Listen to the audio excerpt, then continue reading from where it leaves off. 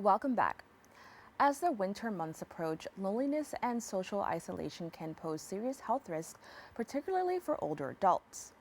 According to the Mayo Clinic, up to 40% of older adults aged 60 and over experience higher incidences of these feelings, which can lead to conditions such as depression, anxiety, and even heart disease or stroke.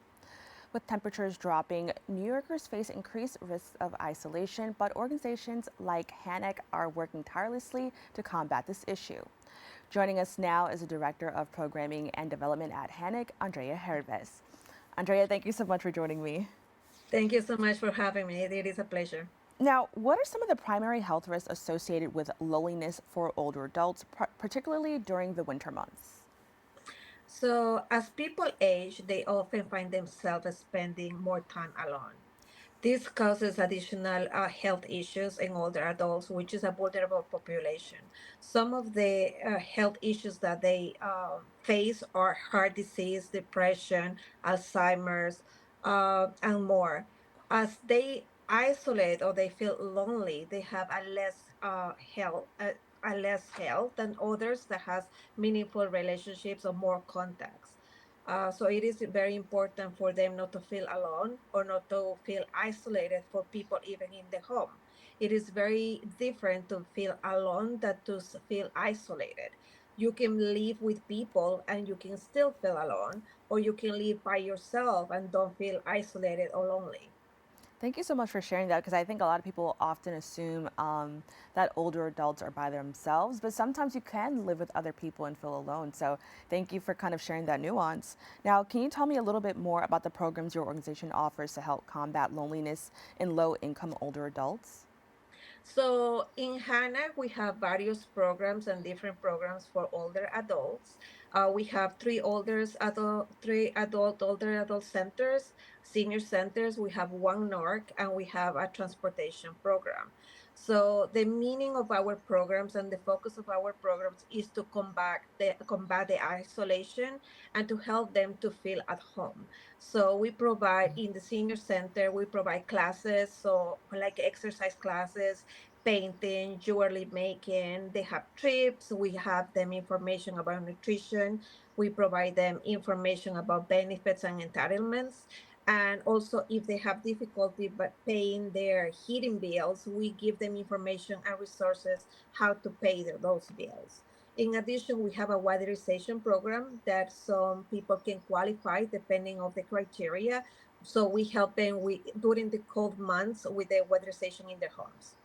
Now, I understand that there are also virtual programs. Can you tell me a little bit more about that and the remote activities you offer? Yes, as we want our seniors or to stay home during the cold months, we provide the same classes via virtual, so they can participate in exercise classes, yoga classes, or any other classes that they want, dancing classes that they want to do it from home. We always advise that if it is very cold outside, they should remain at home, and if they have to go out for any reason, they must inform someone to check on them, and they need to go outside with a full charge cell phone and with the clothing appropriated for the weather. But if it is really a bad weather, it is better that they stay at home and they try to get services like prescription medication deliveries, grocery deliveries. But it's important for us to also take care of our parents, our older adults, and be in contact with them during the cold weather. Now, in what ways can social connection impact the overall health of older adults? Social connection is the main factor to avoid health issues in seniors, especially when they feel neglected or they feel separated from their own homes. As they age, they tend to have more issues with their own health, and they get depressed or they get anxiety, and they try to isolate themselves. They don't want to be an additional uh, pro- mm, an additional how can I say it? They don't want to bother the families. They don't want to feel that they are an additional chore for the family members that they have to take care of them. So they try to continue being independent, which is good for them for the mental health. But at the same time, we need to recognize that they need our help, not only our help, not only our help, but also our caring and support. Meaningful connections make a difference between long stay in the hospitals or that they live a healthy life. There's many reports that shows that if they feel in community, they feel that they still matter, that they have a saying, they have less hospitalizations, less risk of heart attacks, less Alzheimer's, dementia, because they feel empowered, connected, and they still active. Now, with that, when we talk about connection, it takes more than one person. What are some things that, community members, family, or friends can do to ensure that, older New Yorkers feel wanted and feel supported during this time? I think that is our responsibility as a neighbor, daughters, mothers, to take care of our seniors, our neighbors, our friends. Not everybody has a family member that lives close by. And it is important that we recognize that we have someone that is in an age that they need additional support. We need to be caring and compassionate and offer the help during the cold weather, especially if we are aware that they live alone, always to check on them, always to make sure that they have the windows, there's no gap in the windows, that the heat is at least 68 degrees or more, because it depends on the medication that they might take, could be prescription or could be over-the-counter medication. Some of these medication make lower their heat, their body heat.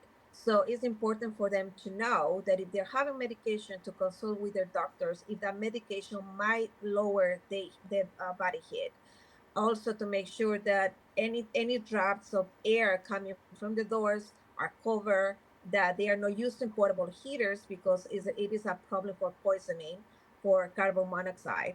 So it's important for us to be united, to be caring, to be humans, and to take care of our seniors. So giving them a call, checking on them to see how they're doing, what they did during the day, if they have enough groceries, if they ate correctly, because sometimes these medications or the sickness that they might have make them feel that they are warm when the bodies are lower in temperature. So it is important for us to check on them, to call them, to be aware that they are doing fine, and the connection, the caring, the showing that they matter, and that they're also are still individuals, they're still independent, and they have their saying, their way of living, how they want to live. We need to be respecting them, but also making sure that they understand that we're available for them.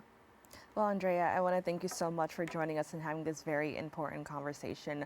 As we look to the holiday season and the colder months, we should be thinking about one another a little bit more. So, thank you so much for joining us and talking about this. 100% agree.